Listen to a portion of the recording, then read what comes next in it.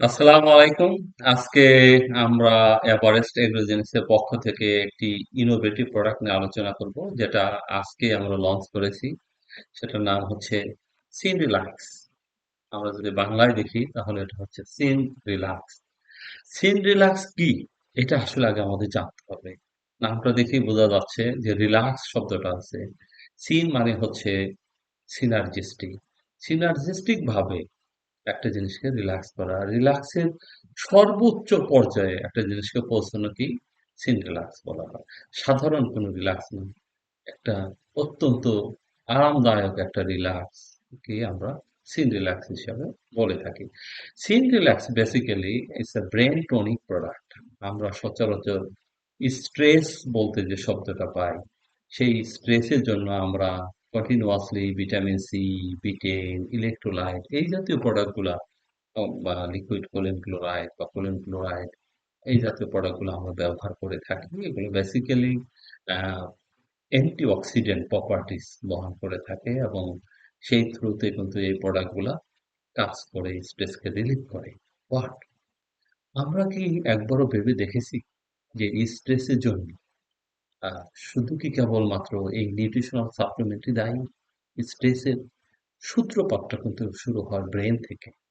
So ব্রেনের যে neuro transmitter আছে, এই নিউরো ট্রান্সমিটার গুলোকে যদি রেগুলেট করা যায়, তাহলে কিন্তু একটা এনিম্যাল বা একটা পাখি বা মাছ তারা কিন্তু কোনো স্ট্রেস ফিল করবে না।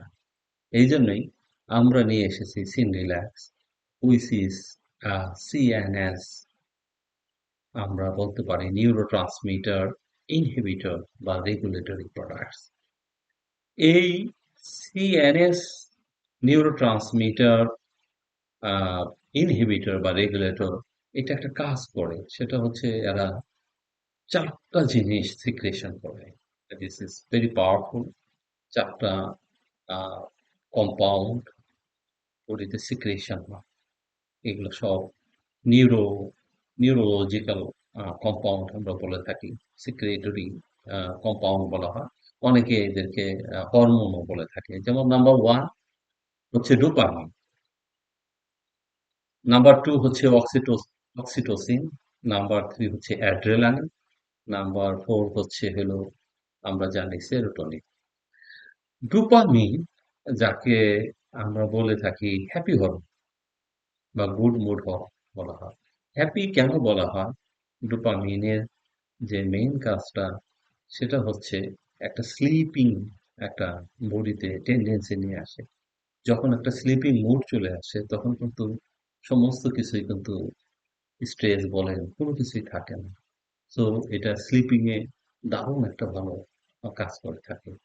অ্যাজ ওয়েল অ্যাজ যখন প্রচন্ড পরিমাণে আমরা স্ট্রেস অনুভব করি, হিট স্ট্রেস হোক বা যেকোনো রকম স্ট্রেসে আমরা দেখি, সেই সমস্ত স্ট্রেস গুলাকে রিলিভ করার জন্য ঘুম কিন্তু একটা ইম্পর্টেন্ট বিষয়। যার কারণে অ্যানিমেলকে একটা স্লিপিং মুডে নিয়ে আসে। যখন স্লিপিং মুডে আসে তখন অ্যানিমেল কিন্তু কোনো রকম উত্তেজনা তার মধ্যে থাকে না। সেকেন্ড হচ্ছে এটা অ্যাপিটাইটের আগ্রহটা খুব বাড়ায়। যখন কোনো প্রাণী স্ট্রেসে পড়ে বা মাছ স্ট্রেসে পড়ে, তখন কিন্তু ভালো মতো পানি এবং খাদ্য গ্রহণ করে না। সেই ক্ষেত্রে সিন রিল্যাক্স যদি আমরা দেই, তাহলে কিন্তু তার অ্যাপিটাইট করার পানি খাওয়ার প্রতি, তার খাদ্য খাওয়ার প্রতি কিন্তু একটা আগ্রহ থাকবে। আর এটা হলেই কিন্তু আমাদের যে পারফরম্যান্স তার কাছ থেকে নেওয়া, সেটা কিন্তু আমরা পাই। সো সিন রিল্যাক্স এর মধ্যে যে কম্পাউন্ড থাকে, এই কাজটা কিন্তু করে। সো ইনক্রিজ অ্যাপিটাইট করে। তার যে ঘুমের মাধ্যমে তার বুদ্ধিকে শান্ত রাখে, কামনেস নিয়ে আসে, এটা কিন্তু তার একটা উপাদান কিন্তু এই কাজটা করতেছে। অ্যাজ ওয়েল অ্যাজ আমরা জানি যে নেফ্রো রেগুলেটরি অ্যাক্টিভিটিস এটা ভালো কাজ করে। সো আমরা জানি ডিউরিং দ্য স্ট্রেস টাইম তখন কিন্তু বডির ইলেকট্রোলাইট ইমব্যালেন্স হয়ে যায়। সো এইটাকে কিন্তু থ্রু দ্য রেনাল ফাংশনের মাধ্যমে ইলেকট্রোলাইট গুলোকে ব্যালেন্সে কিন্তু নিয়ে আসতে সহায়তা করে। সো ভেরি ইম্পর্টেন্ট একটা প্রোডাক্ট। ইলেকট্রোলাইট খাওয়ালাম বা এটাকে ব্যালেন্সিং করলাম না, ওভার হয়ে গেলে একটা প্রবলেম হবে, হাইপো হলে একটা প্রবলেম হবে। বাট সাথে যদি সিন রিল্যাক্স থাকে তাহলে এটা একটা ব্যালেন্স হয়ে যাবে।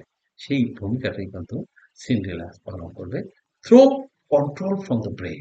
ব্রেন থেকে কন্ট্রোল করে বডির সমস্ত পার্টসে পার্টসে অর্গানিক ইনফরমেশন গুলো দিবে এবং কন্ট্রোল মেকানিজমে এটা কিন্তু ব্যালেন্স হবে। আমরা জানি অক্সিটোসিন একটা ভেরি পাওয়ারফুল প্রোডাক্ট। ক্যাটেলে এটার অনেক রকম ব্যবহার আছে, বা অক্সিটোসিনের কিন্তু একটা ইম্পর্টেন্ট একটা বিষয় আছে। সেটা হলো এটা কিন্তু অ্যাংজাইটি রেগুলেটর করতে সহায়তা করে। যেকোনো রকম আহ অ্যাংজাইটি যদি থাকে, দুশ্চিন্তা যদি থাকে, তাহলে কিন্তু অক্সিটোসিন ইজ ভেরি পাওয়ারফুল। বিশেষ করে যে কোনো রকম স্ট্রেসে বডি যখন নাকি তার যে অবস্থান, তার যে ফিজিওলজিক্যাল যে পরিবর্তনটা আসে, সেটাকে কন্ট্রোল করে। কিভাবে করে? ইম্পর্টেন্ট হলো oxytocin reduce the blood pressure. Blood pressure কিন্তু যখন নাকি আহ, অনেক অনেক বেড়ে যায়, তখন কিন্তু স্ট্রোক করার সম্ভাবনা থাকে।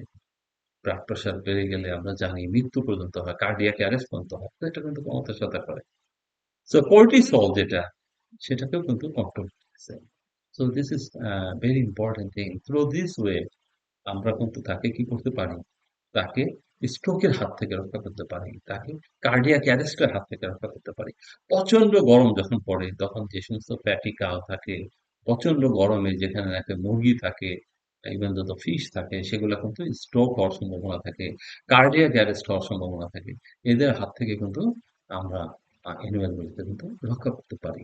সিন রিল্যাক্সের মাধ্যমে রিল্যাক্স করে দিতে পারি। বেটার পারফরমেন্স এই কারণে আসবে। এরপরে যদি আমরা দেখি অ্যাড্রেনালিন, অ্যাড্রেনালিন এটাও একটা হরমোন টাইপের একটা প্রোডাক্ট, আমরা জানি। অ্যাড্রেনালিন এমন একটা কাজ করে, সেটা হচ্ছে যে যেকোনো রকম স্ট্রেসের বিরুদ্ধে বডিকে ফাইটিং করার মতো একটা অ্যাটিটিউড ডেভেলপ করে নেয়। অথবা যদি না পারে তাহলে ফ্লি করা হয়। তাহলে ফাইট অর ফ্লি রেসপন্স, এটা বলা হয়। অ্যাড্রেনালিন যেমন আহ, আমরা দেখি যদি প্রচন্ড কেউ ভয় পায়, গায়ের পশম দাঁড়া যায়, উত্তেজিত হয়ে গেলে তার শরীরের ভিতরে একটা পশম দাঁড়িয়ে যায়, মনে হয় যেন এখন ফাইট করবে। সো যে কোনো রকম স্ট্রেসে আসুক না কেন, সেখানে নিজেকে খাপ খাওয়ায় নেওয়ার মতো যে প্রোডাক্টটি, সেটা কিন্তু হলো সিন্ড্রেলা। আর সেরোটোনিন সেম। সেরোটোনিনে হ্যাপি হরমোন বলা হয়। সেরোটোনিনের মাধ্যমে কোনো ধরনের অ্যাংজাইটি থাকবে না, কোনো রকম উত্তেজনা, বশমিত অস্থিরতা থাকবে না, এবং একটা কাম অ্যান্ড কোয়াইটের মাধ্যমে অ্যানিমেলটা ভালো থাকবে। সো আমি কিন্তু মোড অফ অ্যাকশনটা জানিয়ে দিলাম। সিন রিল্যাক্সের মধ্যে কি আছে আমরা জানি। গাবা, অ্যামাইনো বিউটারিক অ্যাসিড, সাথে যে সমস্ত ভিটামিন গুলা সেন্ট্রাল নার্ভাস সিস্টেমে কাজ করে, এটা আমরা এখানে মেনশন ইন করে দেওয়া হয়েছে। সাথে সাথে যে সমস্ত মিনারেলস গুলা দরকার আমরা অ্যাড করছি। সো সিনার্জিস্টিক্যালি আমরা গাবা প্লাস নিউরো অ্যাক্টিভ ভাইটামিনস এবং মিনারেলের সমন্বয়ে এই প্রোডাক্টটা ডেভেলপ করা হয়েছে, সেটা সিপি বায়ো আওয়ার গ্লোবাল পার্টনারের মাধ্যমে। এই প্রোডাক্টটি অলরেডি ইন্ডিকেশন থেকে বোঝা যাচ্ছে, বা আমি যে মোড অফ অ্যাকশনটা বলছি সেখান থেকে বোঝা যাচ্ছে, যত রকমের স্ট্রেস আসুক না কেন, ইনশাল্লাহ সিন রিল্যাক্সের মাধ্যমে আমরা সেই স্ট্রেস গুলো দূর করে মৃত্যুর হার, মর্টালিটি, তার অন্যান্য যে বডি ওয়েট বা পারফরমেন্স, সেটা বৃদ্ধি করা যেতে পারবো। মৃত্যুর হার কমে যাবে, এবং অন্যান্য বিষয়গুলা তার যে আউটপুট, সেটা কিন্তু বেড়ে যায়। এটা আমরা কিন্তু এটার মাধ্যমে করতে পারছি। ডোজগুলো খুব সহজ। আমরা যদি ফিশের কথা চিন্তা করি, 0.5 গ্রাম, 1 গ্রাম পার কেজি খাদ্যে। আমরা যদি পোল্ট্রির কথা চিন্তা করি, 0.3 গ্রাম থেকে 0.5 গ্রাম পার কেজি ফিড। ক্যাটেলে যদি চিন্তা করি, 0.5 গ্রাম পার কেজি ফিড। এই প্রোডাক্টটি আমাদের 200 কেজি, সরি, 200 গ্রাম প্যাকেট অ্যাভেলেবল। অলরেডি আজকে আমরা লঞ্চ করেছি চমৎকার ভাবে একটা অ্যালো স্যাচেটে, এবং প্রোডাক্টটা কোয়ালিটি সম্পন্ন হবে ইনশাল্লাহ, এবং আপনারা রেজাল্ট পাবেন। আমরা সেই প্রত্যাশা কামনা করি, এবং সুন্দর একটা লিটারেচার দেওয়া হয়েছে, যে লিটারেচারের মাধ্যমে প্রোডাক্টের ইনফরমেশন দেওয়া আছে। তো আশা করি এই প্রোডাক্টটি আপনারা প্রমোট করবেন। আমার এই ভিডিওটাও প্রমোট করে এই প্রোডাক্টটা যথার্থভাবে আমাদের সম্মানিত ডক্টর, কনসালটেন্ট, খামারি ভাই, এবং আমাদের শিক্ষিত যে সমস্ত আহ, আহ, আমাদের এই সেক্টরের সাথে জড়িত সবার সাথে বিষয়টি শেয়ার করবেন। এই জাতীয় একটি ব্রেন টনিক প্রোডাক্ট আশা করি এভারেস্ট এগ্রোজেনিক বাজারে ছেড়েছে। এটা আমাদের এই লাইভস্টক সেক্টরে একটা গুরুত্বপূর্ণ ভূমিকা রাখবে এবং আপনাদের প্রচারের মাধ্যমেই প্রত্যেকটি খামারে, খামারে পণ্যটি যাবে এবং কৃষক উপকৃত হবে। এই প্রত্যাশা কামনা করে আজকের এই সংক্ষিপ্ত পড়াগুলিটি আমি সমাপ্তি ঘোষণা করছি। আল্লাহ হাফেজ। সবাই ভালো থাকুন, সুস্থ থাকুন।